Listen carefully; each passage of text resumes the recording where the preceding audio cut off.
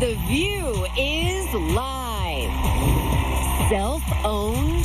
GOP Congressman Matt Gaetz goes into self-quarantine after mocking the coronavirus outbreak and sharing a plane with the president. Should this be a wake-up call to Republicans? 6 states are choosing their pick for president today, and former candidate Senator Cory Booker is live on The View to reveal why he's putting his support behind Joe Biden. Funny man Nick Offerman talks about his seriously creepy new series, Devs, and going viral with a full house of deep fakes. And the man behind the legendary droid C-3PO, Anthony Daniels, takes you inside 4 decades of the Star Wars universe. Hot topics are on the table with Whoopi, Joy Behar, Sunny Hostin, and Meghan McCain. Now, let's get things started.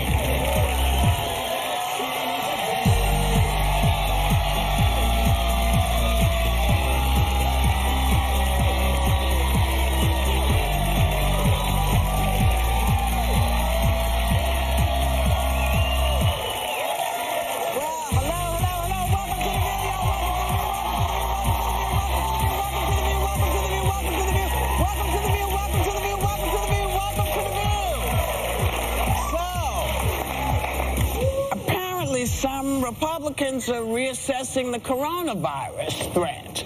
Congressman Matt Gaetz, who mocked concerns by wearing a gas mask on the floor of the House, just put himself into self-quarantine after coming into contact with someone diagnosed with it. Gaetz also hitched a ride with you-know-who on Air Force One, and they shared all that air in the plane. And the Washington Post released a montage of the mixed messages the administration seems to be sending. Take a look. Looks like by April, you know, in theory, when it gets a little warmer, it miraculously goes away. I hope that's true. This virus is probably with us beyond this season or beyond this year. View this the same as the flu. The mortality of this is multiple times what seasonal flu is. We think this is something that we can develop fairly rapidly, a vaccine. A vaccine that you make and start testing in a year is not a vaccine that's deployable. So he still hasn't been tested, even though another congressman in self-quarantine, Doug Collins, was shaking his hand. And is all this downplaying of this kind of coming back to bite folks? I mean, I don't think he wants to be tested, because if they find he has it, the stock market will go bananas, and that impacts his re-election campaign, which is all he's thinking about all the time, you know, because he's afraid he's going to go to jail. Yeah. I'm sorry, that's the truth. I just think that's so dangerous that the commander-in-chief has been obviously possibly exposed to the coronavirus and would not be tested.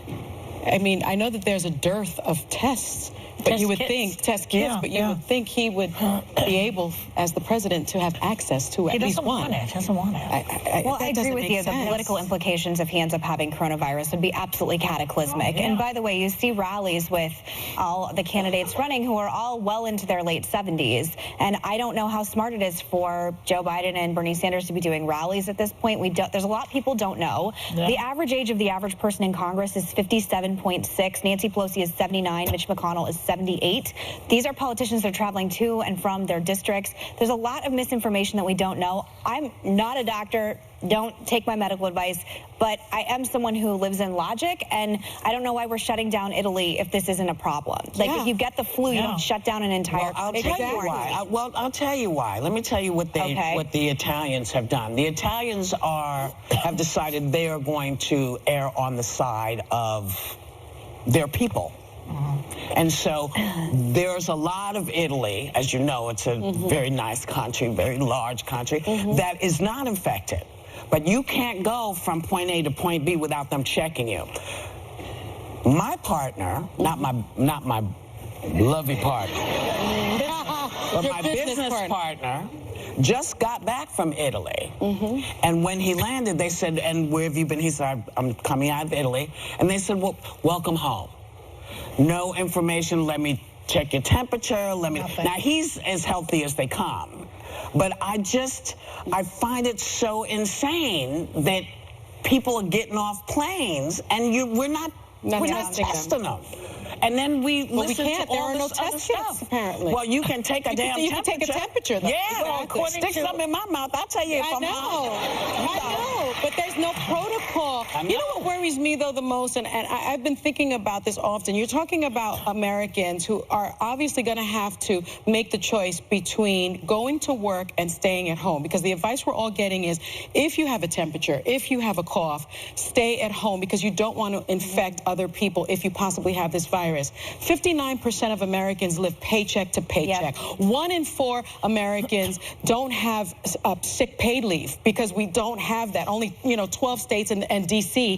have sick paid leave. There's no federal law that requires sick paid leave. So if you have to go to work to pay your family, to pay for your groceries, you're going to go to work. You're not going to stay at home. And that's the problem that I think so many people are facing. And that's why it is possible that this is going to spread in this country. And it's a problem Italy doesn't have. It's a problem Italy doesn't have. The idea that the spring and summer is going to come and everything's going to be fine with warm weather. This is in Iran and Australia. It is extremely hot. So again, please stop with the BS, because again, I am not a doctor, but it doesn't take just sheer common sense or observation to understand, to understand this is obviously and yet 43%. Quinnipiac poll says 43% of registered voters nationwide approve of Trump's handling of the coronavirus.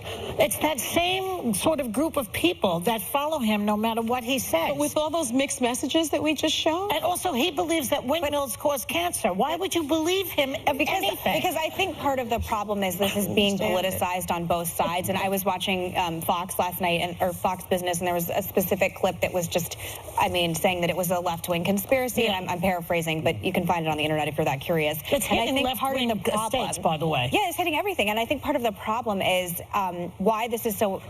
Not to make this macabre, but why this is interesting politically is it seems like the chickens have finally come home to roost with his misinformation, because it's one thing to say windmills cause cancer. It's one thing to say, there's a million people at my rally, whatever. It's an entirely different thing to say this potentially deadly virus that is, globally hitting everywhere is no problem here. And I actually think it is one of the few things that could really hit this election in an interesting way. We have an election night tonight, and how many people are going to end up going to the polls in the same way that they would if this also wasn't going on? So I think the politics of this, and again, I'm not trying to turn this into that, but it's really fascinating with the the election. So my business partner, I have not seen him since he's come back, because he decided he would self-quarantine. Not self-quarantine, it's something else, because he's not sick. He's self-isolated. And so I haven't seen him, and he doesn't want to get me sick. Right. So I'm not, so everybody calm down. Oh my God, she knows somebody. Well, we love you, Tom, but I think it's just that, you were very ill last year and everyone's always concerned about your health. Well, we are, nobody's more concerned than we are about my health. And so, but everyone should realize that people, when you look at what other countries have decided to do, they've decided in Italy that they're going to tell their people, you need to stay home, and we're going to help supplement that. That's what you do when you say we think we have a potential problem and we're going to try to fix it. What you don't do is say, well, it's not really a problem. No, where is the economic response from the White House for those workers, the 1 in 4 workers that don't he's doing a payroll tax or something. We'll that doesn't see. help. No. We'll be right back. We'll see. He's the latest candidate throwing his support behind Biden. Senator Cory Booker is live on The View to reveal why he made a 180 after coming for him during the debate. Mr. Vice President, there's a saying in my community, you're dipping into Kool-Aid and you don't even know the flavor. Tomorrow, the OG of the conservative seat is back. That's right, Elizabeth Hasselbeck is co-hosting, and you know she's not afraid to share her view. We used to fight on the air all the time. What's that like? I don't know. You don't want to miss The View. Tomorrow on ABC. He is the best one to heal the soul of America. He is the best one to bring dignity back to that office. He is the best one to stand up for all of America. And that person is one person. That person's name is Joe Biden. That was former presidential candidate Senator Cory Booker in Michigan last night, letting voters know who he's throwing his support behind. And he joins us now from D.C. to tell us why Joe Biden is his candidate. Hey, CB. How you doing, WG? I'm all right. I'm all right. So yesterday you were one of the folks who had run against Joe Biden, and yes, you know, now you're endorsing him. I think I know why, but is it what you would do normally for the person you think might be if you're not going to be it, do you think that's the right person to go for? Yeah, I started this journey not just because of the policy ideas, but because I really felt like our country needed unity again. We needed to stop hating each other, this sense of severed belonging that we have. We are a nation that's so much stronger when we find common ground and common purpose. And so as I look at the future, I know that Joe Biden is the best position of the people in that race. He is the leader that talks about these things on the stump all the time, who embodies them in many of the points of his career. And I'm excited about the prospect that he can help unify the Democrats, number one, and actually be the leader that can reach out to independents, to moderate Republicans. I think he has the best chance of not only beating Donald Trump, but beginning to heal the country. And when it comes to those Senate races out there, I want to send Mitch McConnell back into the minority, and I think that him at the top of the ticket is going to help our Senate candidates as well. Okay. Senator, this is Sunny. How are you? I'm well.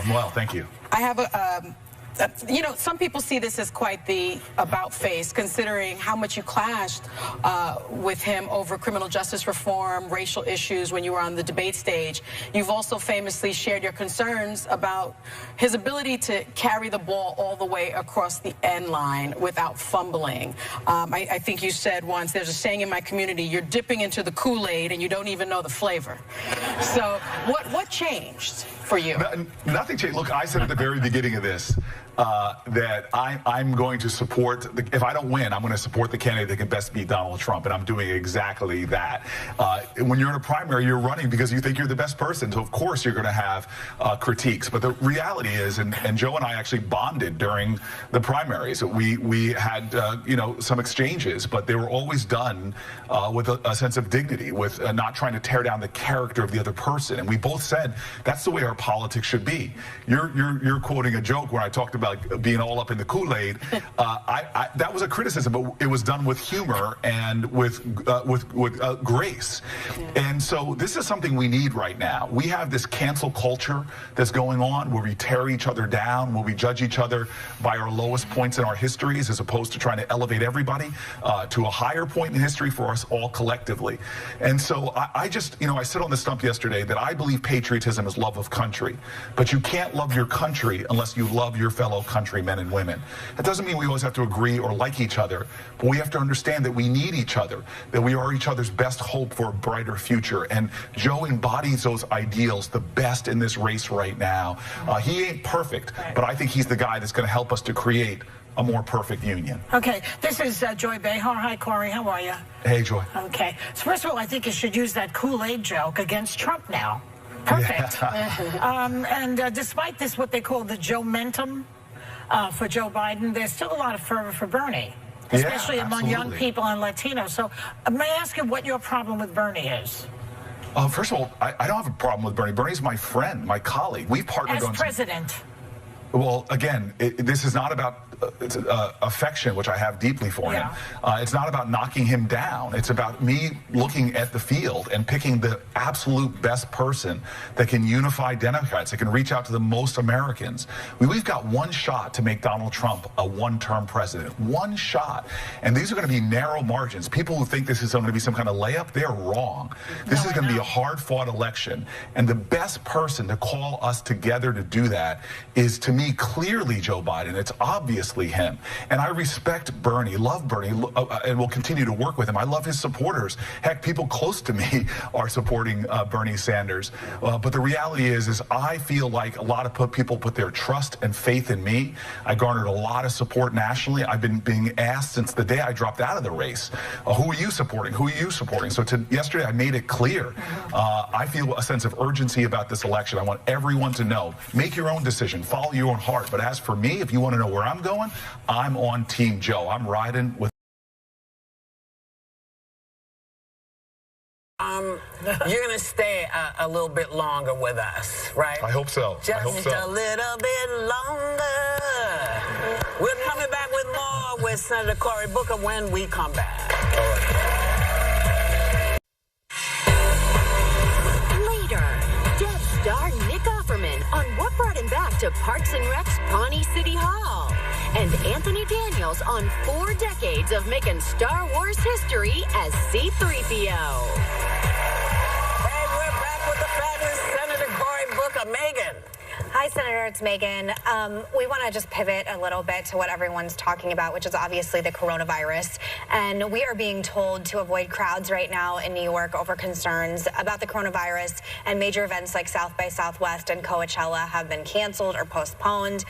Look, I'm very concerned about the candidates, and we all love Joe here, and I, have respect for all the other candidates, and these are men that are in their late 70s. Do you think these candidates should continue hosting campaign rallies given the concerns over the coronavirus right now? And I know that you were actually at a rally last night yourself.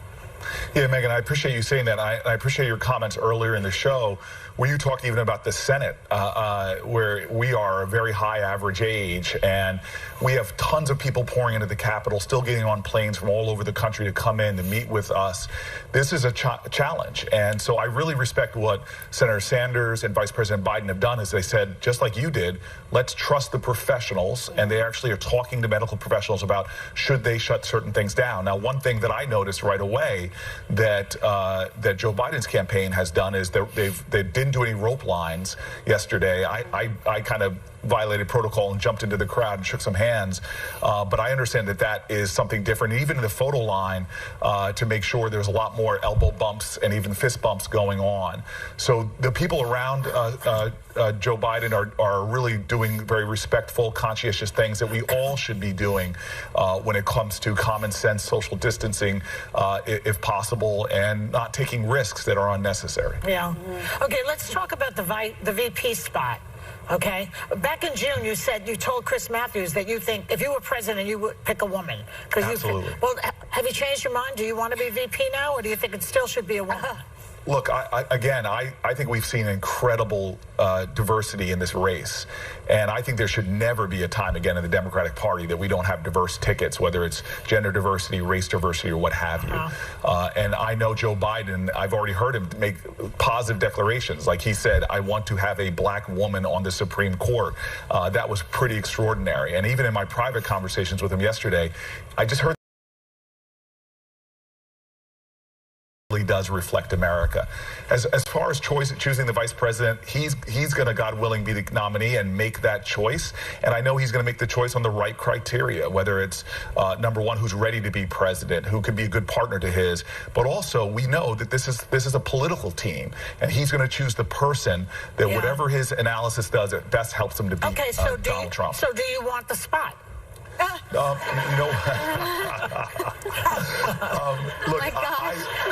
I love my job. I actually was vetted by Hillary Clinton for that spot as well, and got down to her final list. And let me tell you, the being vetted in and of itself.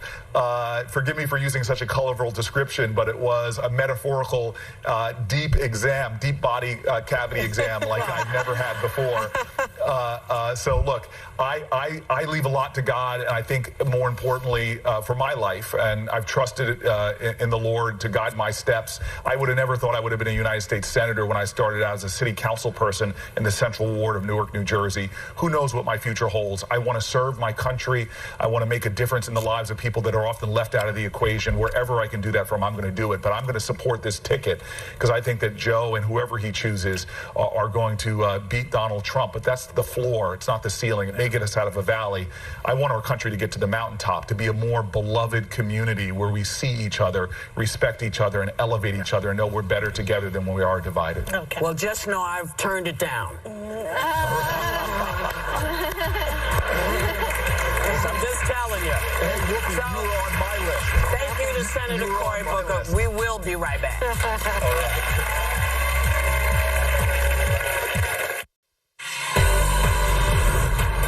Is still a go at viewyourdeal.com. We partnered with vendors for at least half off Oprah's latest batch of favorite things. So get to viewyourdeal.com now.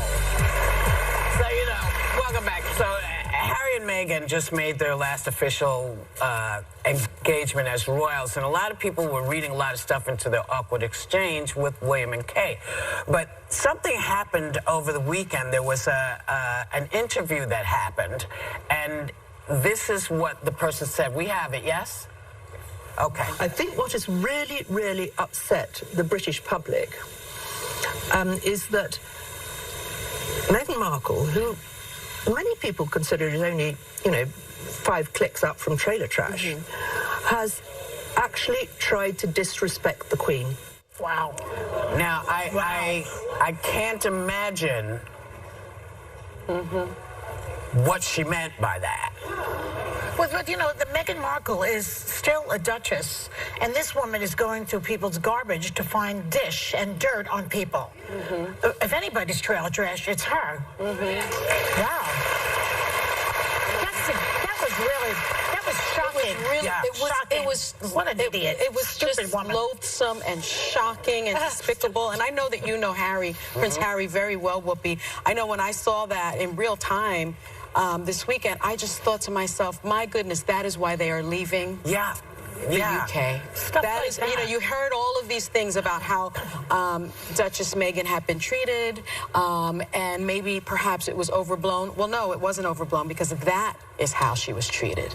I don't remember them saying anybody else was trailer trash. No. They were white people. Well, they did. They used to say that Wallace Simpson was trailer trash, except they didn't say trailer trash because they weren't really talking about trailers. But, and Kate, she was considered... That was low. And the Duchess Kate is not from royalty. No. But I don't recall anyone ever referring to her in that way. So what is this really about? So it's either you're royal or you're trailer trash? What? There's nothing in between? Or perhaps you're black. I think there's... that's what I'm wondering about. Oh, well, there is that. I read some British tabloids, and because they actually cover American politics, kind of interestingly, and the treatment of her has been atrocious. I mean, the way they talk about her is just, it's completely inhumane. But there was some so I do understand. Well, they loved her in the beginning. The people are happy with her. It's the tabloids and the newspapers that are always a bit of a pain in the butt. But you know what? We'll be back. Hello, it's Nick, and I am beyond excited to be joining the ladies of The View. This is what beyond excited looks like for me. Cool stuff to show us. Please welcome the fabulous Nick Offerman.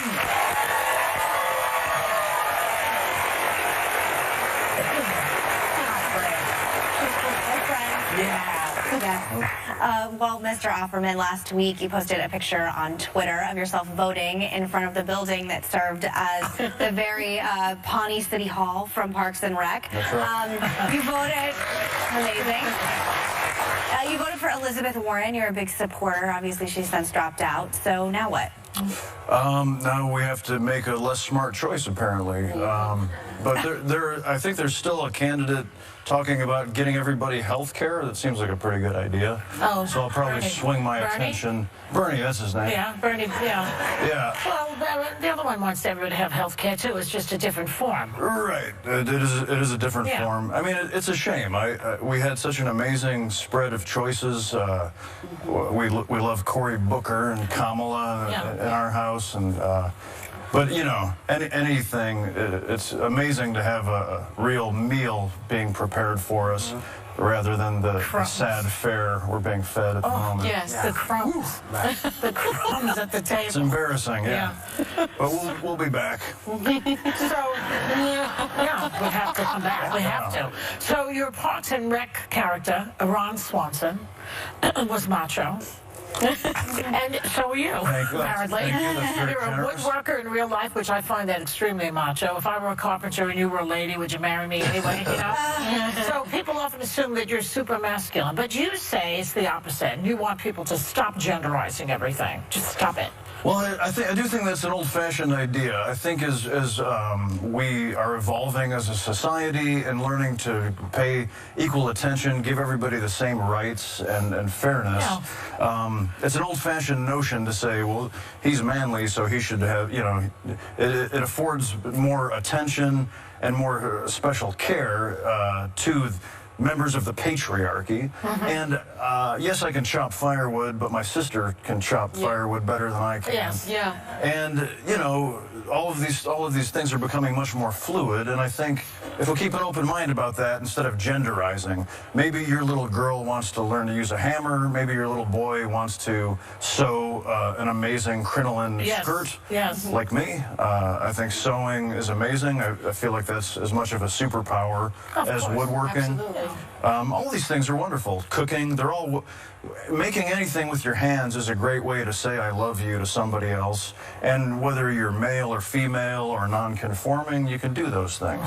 So I say let's loosen up the idea of like that's for boys and that's for girls. I love that. Yeah. Everyone should use a hammer, by God. Yeah. I love that. My daughter is actually a great woodworker, so I love that. Believe it. I have a wood shop in Los Angeles, and the best woodworkers, I always say the Han Solos of my wood shop have always been women. We can do anything. Palom's a great woodworker. Well, you and your wife, Megan, have been married for 16 years. And that's a long time. I believe it's 17. Is it 17? That's a long time. If my math is sound. Yeah. And you've even written a relationship book together. Now you have a podcast called In Bed with Nick and Megan. What exactly happens in that bed and in that podcast? Well, gosh, this is daytime television, right? That's where all the action is, okay, in daytime. I don't care what time of day it is, you got to use protection, ladies and gentlemen. Use your common sense. We're very lucky. We have a great sense of humor together. We've been together for 20 years. We're crazy about each other. And in our bed, we actually record this podcast in our bed. Oh, wow. And our guests they eventually are coaxed into the bed, And it's like the end of a party when everybody's left, but one or two friends stick around and you flop down, and you have those really good talks. Those are the best. There's a real casual sense to it. You're not sitting at a microphone, but you're laying in our bed. Having a throuple, perhaps. Yes, a throuple, a quadruple has taken place. It's really enjoyable. And sometimes it's really funny, sometimes it goes really deep. Yeah. It all depends on how much clothing we're wearing. I like it. And it's about relationships, though. It's about everything. It's about relationships. It's about the business. Okay. But I mean, we did a great episode about bullying. Often the guest has things they want to talk about, and we let it. We're cool. We let things go where Mother Nature takes us. You know what I'm saying? Yes, I do. Like right now, Mother Nature's taking me to your new show. Yes. Which is called Devs, and it's from Alex Garland, who does amazing sci-fi. You play the head of a tech company, as I said, who protects a secret development project at any cost. Tell us what's happening. I'm going to take that creepy little girl, that giant girl. Yeah. What the hell? There's like there's all kinds of stuff going on. My friend Stephen Henderson is in it. He's brilliant. Beautiful. Yes, he's a great person. So what is it really? What is this about? I'm so glad to work with Alex Garland. Is such an exquisite artist. He's a beautiful novelist who then became a filmmaker, and his stuff just stands apart. He has such a beautiful vision. And the way he uses music. So his movies, and now this 8-hour series, he always asks questions of humanity.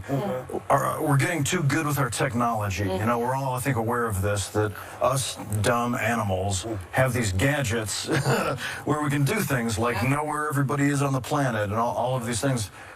And if if our values are not strong, these things are very dangerous. Yeah. So this show poses one of these questions. If our computers become strong enough, if we can gather enough data, what are we dumb humans going to do with that? Oh, see, you have to come back and tell us, because people have to watch this. You must know. It's exquisite. Okay, it's really well beautiful. done. Listen, you're never here enough. Bring Megan back when you come. Come by yourself. Just come. Keep coming back to us. We love you. Our thanks to Nick Offerman. Devs is streaming now exclusively on FX on Hulu. We'll be right back. Takes you on his epic journey through all 3 blockbuster Star Wars trilogies and reveals what the future holds for C-3PO.